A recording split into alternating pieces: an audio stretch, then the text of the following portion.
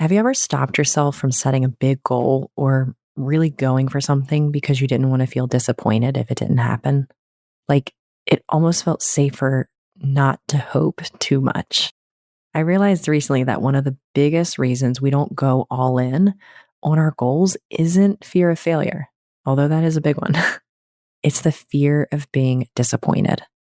Disappointed in ourselves, disappointed about money, disappointed that it didn't work out the way we'd hoped or planned. Today, we're talking about disappointment, why we avoid it, and how growing your capacity to feel it actually allows you to live a bigger and braver life.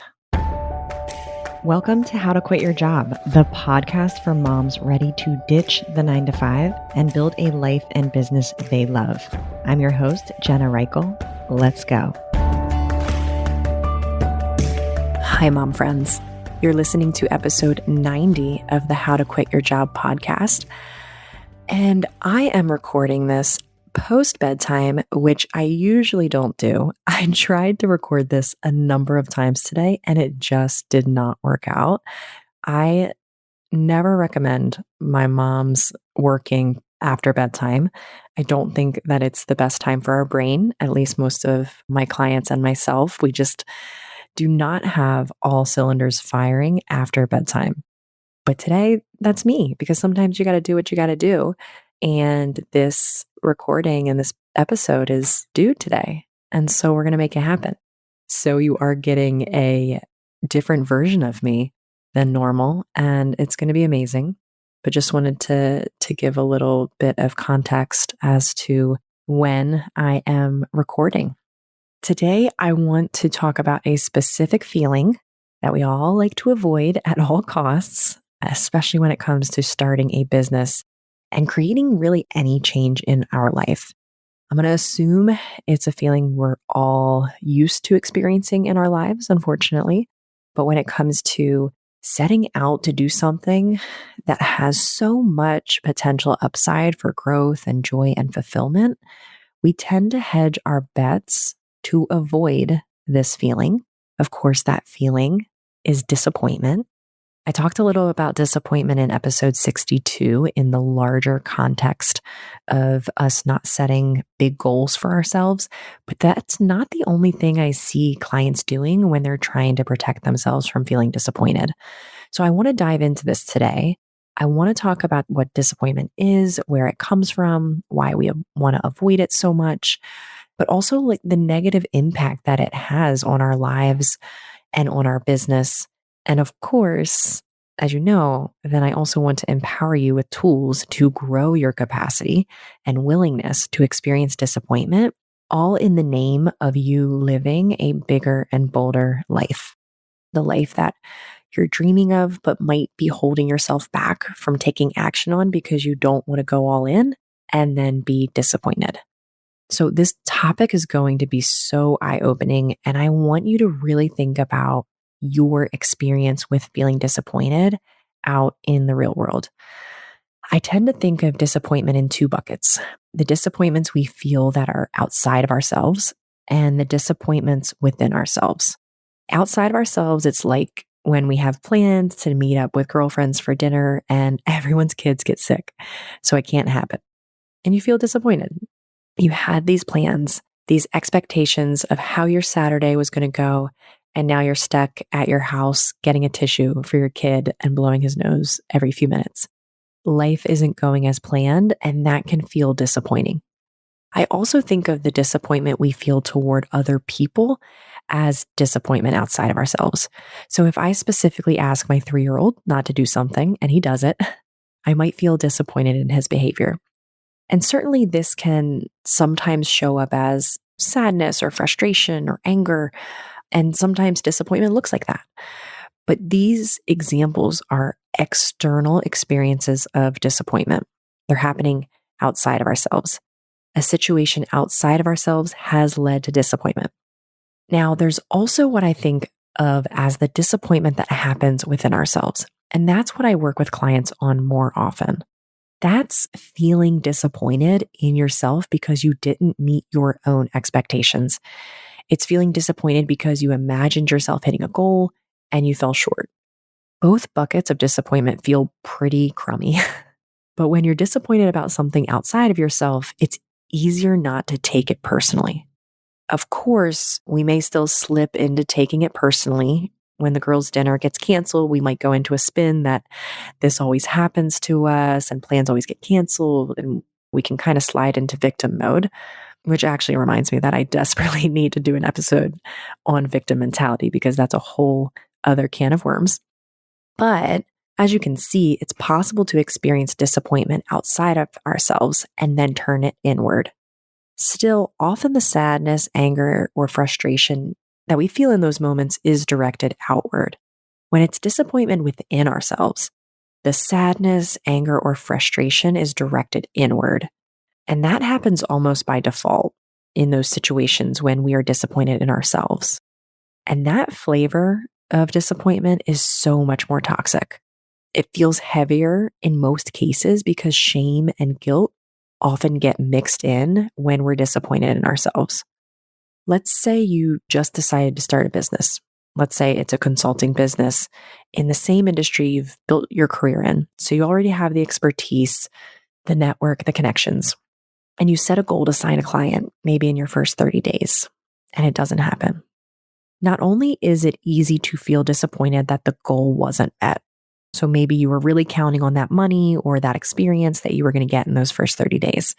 But there are usually other emotions layered on top that make it extra hard.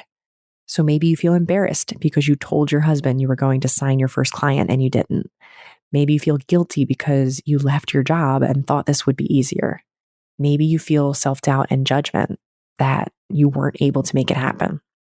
Disappointment happens because we have an idea of how we want things to go. And when it doesn't happen that way, we have unmet expectations. Of course, we want to avoid all of that because it doesn't feel good. But when we're thinking about avoiding feelings, I want us to really understand what we're trying to avoid. Because at the end of the day, it's not the actual feeling itself that we're trying to avoid. It's the thoughts and stories that come with it. I know this because if we really think about what disappointment feels like in our body, it's actually pretty hard to describe. Maybe there's like a heaviness, maybe you feel tired, maybe there's an emptiness in your chest. I honestly don't even know what it physically feels like for me. I was trying to think about it when I was thinking about this podcast episode. It's not like jumping into an ice bath where the physical discomfort is undeniable. The stinging, the numbness, the pins and needles, that is a feeling that we can all describe. And people sign up for that every day. They pay money to get into ice baths. Or the physical pain like of a deep tissue massage, or getting your eyebrows waxed, or lifting weights. Those sensations are intense and very clear, and yet we're willing to experience them. The physical sensation of disappointment is mild in comparison to all those examples. So it's not the physical part we're avoiding. It's the mental part. It's the meaning we attach to it. It's the story. That's true for every emotion. And I talk about this at length in episode 8. So definitely check that out if you want to dig deeper into this. So what we're really trying to avoid is what disappointment means about us. When you fall short of signing that client in 30 days, you might think, I'm not cut out for this. I let my family down. I'll never reach my financial goals. I don't know what I'm doing. This will never work. Nobody wants to hire me. Those thoughts are demotivating and deeply personal. And suddenly then disappointment about a goal turns into something painful about who we are. So of course we want to avoid that. That makes total sense. But it also doesn't have to go that way. And I'll talk about that in just a minute. Let's talk about first why avoiding disappointment is so problematic. When we try to avoid feeling disappointed, we live a smaller life. We don't go for what we want because we're afraid of how we'll feel if we don't get it. So we set smaller goals or no goals at all. I've seen both. We stop letting ourselves dream. We don't project revenue. We don't make lists of what we do or buy or create once we're living that bigger life. We stay in the status quo, which is, in its own way, also disappointing. We just don't look too closely at it. This has come up in several coaching sessions recently. I was talking to a client who started a consulting business, and she knows actually all the things she wants for her life once she's making more money, expanding her house, traveling, replacing the pool. But she hasn't looked at those things, like the actual cost, or factored in how long it will take her to get there. Why? Because she doesn't want to feel disappointed if she can't do it. She doesn't want to feel disappointed if she can't do them sooner, or if her mind starts questioning whether her business will ever reach that level financially. And what I told her is this: when you notice yourself holding back because you don't want to disappoint yourself, remember that disappointment is an okay feeling in this process. It's a future problem to solve, not a current one. We're always trying to solve the problem of, how do I avoid feeling disappointment in the future?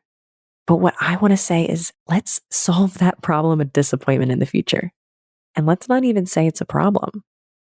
If and when you feel disappointed, maybe the pool is too expensive, the revenue goal wasn't met, the client said no, you can process it then.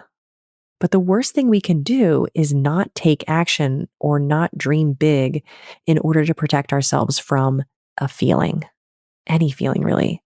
Disappointment is in the car with us on this journey, just like fear and joy and love and uncertainty and all the other bundles of emotions. And the more willing we are to let it come along for the ride, the better decisions we're going to make. So don't solve disappointment now by living small. Trust that you'll be able to handle the feeling if and when it shows up. We never want to protect ourselves from uncomfortable emotions, because in doing that, we protect ourselves from growth. And ironically, that's so disappointing. Whether we hold ourselves back or fall short, both create disappointment, but only one of those options will give us the chance to learn and expand and live into the bigger life and the bigger goals. Like I said, disappointment is a future problem to solve. And when it happens, all we have to do is manage the emotion. If we try and prevent it, what that means is we are not taking actions that lead to our goals. We're putting one toe in instead of jumping in. And there's ways we can jump in and it not be risky. It's so much better to take action, to go all in, to decide to take yourself seriously, to set big goals and strive for them, and then to deal with disappointment in the future if it's something that is on the table. So lean into feeling disappointed. Allow for it to be part of the journey. Know that at any point you could be in a situation where you feel disappointed, and that's okay. Just the other day, I had two different conversations with women who were interested in coaching. So these were consultations, and they were honestly such ideal clients. I could see so clearly exactly how coaching would change their lives, both in their day-to-day life right now, in what they were struggling with, and in the long game with their business and career goals. We talked through what coaching looks like, what we'd work on, what support would be there. And both of them said that they wanted some time to think about it. About a week later for one and a week and a half later for the other, I end up getting, within the same 5-minute span, I got a text from one of them and an email from the other saying they weren't going to move forward right now. And I was so disappointed. I felt like these were such missed opportunities, not just for me. Yes, of course, there's the business side of it and the excitement of bringing two more amazing moms into the one-to-one space and the group conversations that I foster, but also because I was disappointed in myself. It was really clear to me that I could have explained things so differently and clearly, because the reasons they were giving for saying no were exactly the reasons why coaching would be so powerful for them right now. There was this layer of, I wish I had said that better. I wish I had framed that more clearly. I wish they could see what I can see. And it didn't help that the timing made it feel extra heavy. Getting both messages almost at the same moment, a week or a week and a half later, it felt heavy. I wasn't expecting a message from either of them. And it was like, okay, wow, this is a lot at once. And in that moment, I could very easily see how someone might want to protect themselves from that kind of disappointment by just not putting themselves out there, by not having conversations, by not making the offer, by not letting themselves hope for the yes. But if you don't do that, then you never get the yes either. I actually tell clients sometimes to go out and aim for 100 no's, make offers, have conversations, let people say no, and let that be part of the process. Let it feel like a win that you got a no. Because when no isn't something you're trying to avoid, you actually end up getting some yeses along the way. The disappointment is part of it. Would it have been easier emotionally to not have those consults, to not make the offer, to not risk hearing a no? Maybe in the short term. But then I also would have been protecting myself from the exact thing that grows my business, grows my skills, and helps me get better at serving the women I'm here to help. So when those two no's came in, it was then my job to feel the disappointment and deal with it. Not to make it mean something about me, not to spiral, but to actually process it and learn from it. And that's where building your capacity for disappointment comes in. And that's what I want to talk about now. So, what does it actually look like when we stop protecting ourselves and we decide we're going to allow disappointment to be part of the journey? Then what happens? We have to grow our capacity to feel disappointed. We have to grow our willingness to feel disappointed. And I want to give you a step-by-step structure for this because it's one thing to say, feel your feelings. And it's another thing to know what to do when you're in a moment and your brain is spiraling and you're trying to pretend you're fine. So step one sets the foundation. This is the groundwork. Don't protect yourself from disappointment in advance. It's deciding ahead of time, disappointment might happen and I'm not going to make that a problem. That's like the pre-work. I'm not going to avoid the goal or avoid the conversation or avoid going all in just so I can avoid being disappointed. Like with consults, I have consults all the time and I know not everyone is going to say yes. I'm ready for the disappointment that comes with hearing no. That's part of the process. That's part of being visible. That's part of growing. Is it still disappointing when I hear a no? Of course. Would it be safer emotionally to not put myself out there? Sure. But like I said, then I'm also protecting myself from the yes. And that's not a life I want. And it's not a business I want. It's not the impact I want. So step one is just deciding ahead of time, I'm not solving for disappointment right now by playing small. Disappointment is a future problem to solve, not a current problem to prevent. Step two, when it hits, I want you to allow it, name it, and pause. Okay. So then disappointment shows up as it does in every single business. Trust me. Trust me, you cannot do this work, any type of work where you're creating something of your own and putting your whole heart into something and not experience disappointment in some way, shape, or form. So it's going to show up. And this is the part where most of us want to move right past it and shove it down and pretend it didn't happen. For me, when those two no's came in back to back, I was actually at a health appointment. I got a text. And then for some ungodly reason, I checked my email, which I didn't even need to do. And then I saw the other one. And immediately I felt it. And there was this logical part of me that was like, this is fine. Nothing has gone wrong. I literally coach people around hearing no all day. And then there was the emotional part of me that was like, no, there is something here. You need to pause and deal with this. And it didn't whisper that to me very, very subtly. It was just that I couldn't focus. I was distracted. I was carrying it around with me the entire rest of the day. And later that night, I was about to do bedtime with my son, and everything he was doing was annoying me so much. And I knew that that wasn't really about him. That was about me sitting on disappointment and trying to shove it down and pretend everything was okay. So I took a moment. I actually walked out of his bedroom and said I was going to grab him water. And I just allowed myself to pause. I put my hand on my heart, which is something my coach has been working with me on. And I just let myself feel disappointed. tears actually came up. And I let the heaviness be there. I let the thoughts surface and I didn't try to fix it in that moment. I didn't try to positive think my way out of it. I just allowed it. And it was maybe 2 minutes. It wasn't an hour. It wasn't dramatic. I wasn't sitting and meditating. I wasn't journaling. I was just pausing with my hand over my heart and I just allowed whatever wanted to come up to come up. It was just letting the emotion move through instead of pretending it wasn't there. And this is what I mean when I say you're safe even when you feel disappointed. You can feel disappointed and nothing has gone wrong. So the second thing there is just noticing it and allowing yourself to feel it. That is step 2.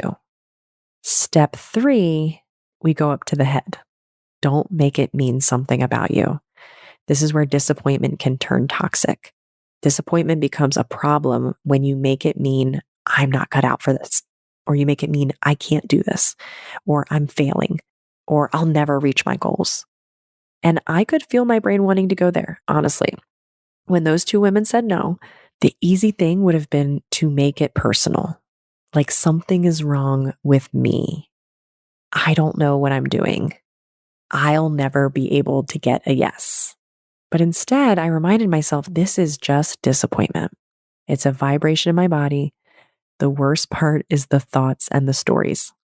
So I let the thoughts come up, but I didn't treat them like truth. I didn't let it become a whole identity crisis. I didn't let it become proof that coaching isn't working or that my business isn't going to get where I want it to go. It was just a moment, a feeling, an unmet expectation. That's it. And this is such a big part of emotional capacity, being able to feel disappointed without turning it into a personal attack. Step 4, I want you to extract the learning and let it move you forward. This is the part most of us miss. It's that disappointment is data. Once I actually let myself feel it, I was able to get curious. When I finally wasn't taking it personal and it just became another data point, I asked myself, okay, what's the learning here? How is this happening for me? What is this trying to show me? And that's when I realized I missed the mark in explaining the value of coaching. I missed the mark meeting them where they were at and explaining how coaching can also meet them where they are at and be super valuable. Both of them said some version of I'm not ready. And the last thing you need for coaching with me is readiness. Coaching doesn't require you to be ready. It requires you to be open. Coaching is what helps you get mentally and emotionally ready to pursue the big thing. It helps you create the foundation. It's not something you do after the foundation is set. I mean, you can do coaching after the foundation is set, but coaching helps you build that strong foundation. And that was such an important insight for me because it immediately showed me what I need to clarify, how I need to explain it differently, and how I can actually meet women where they are so that coaching itself doesn't feel intimidating. I also didn't stop there. Once I was in this space of learning and curiosity, I literally took their responses. I wrote them down in my journal word for word. I pulled up other no responses that I had received in the past, and I started analyzing them for themes. I started looking for what's coming up for people. What do they think coaching is? What's making them feel like they need to be ready before they get support? And even beyond that, it started stirring up this whole new idea and concept for an offer that better meets moms earlier in the process. That doesn't happen when you avoid disappointment. That doesn't happen when you shove it down and pretend it didn't happen, pretend it didn't sting. It happened because I was willing to experience the emotion, look at it, lean into it, and really face it head on. It would have been so much easier to pretend those no's never happened. And trust me, I thought about that. But then the disappointment would have eaten at me instead of becoming something that motivated action in my business. So here's what I really want to leave you with. Let disappointment be something you deal with when it's happening. It's a future problem to solve, not something you need to prevent by living small right now. If your goals don't come to fruition, if you fall short, if a client says no, if you don't create the revenue you projected, it's not a problem. All you have to do then in that moment when those things happen is manage the emotion of disappointment. And you are capable of doing that. Disappointment is just a vibration in your body. The hardest part is the thoughts that come with it. And when you don't make it mean anything about you as a person, about your worth, about your ability, about your future, you can really extract exactly what you need from that moment to keep moving forward. And listen, the level of disappointment you feel is also congruent with how much you care and how much you want this. So when you feel really disappointed, it means that you really want to keep trying. You really want to hit that goal. So don't protect yourself from disappointment by living a smaller life. Lean into it. Let it be part of the journey. Let it be in the car with you. Like I said, just like fear, joy, love, uncertainty, all those things. Know that if and when it shows up, you will be able to face it and you will get through it. And this is really the heart of what I do with moms in coaching. It's not just about strategy or building a business. It's about building the capacity to feel any feeling, to not be afraid of your own emotional experience, and to know that you can handle whatever comes up on the path to creating the life and business you actually want. Because when you know you can handle any feeling, including and especially disappointment, you stop holding yourself back. You stop playing small. You stop waiting until you feel ready. And you start showing up for your life and your business in a much bigger way. And if, as you've been listening to this episode, you've thought, yeah, I can see how I'm protecting myself from disappointment and it's keeping me stuck. That's exactly the kind of thing we explore my 1-hour free consultation. It's a chance to look at what you're avoiding and how to build the emotional capacity to go after what you really want. And whether we connect or not, I want you to know that you don't need to eliminate uncomfortable emotions from the process. You just need to build the acceptance and capacity to experience them and keep going anyway. Because when you're willing to feel any feeling, you really are capable of creating anything. Thanks for listening, Mama. I'll see you next week. Thanks for listening to this week's episode of How to Quit Your Job, a mom's guide to creating a life and business you love. If you want to learn more about how I can help you stop making excuses and start making moves, head on over to www.jenna.coach. I'll see you next week.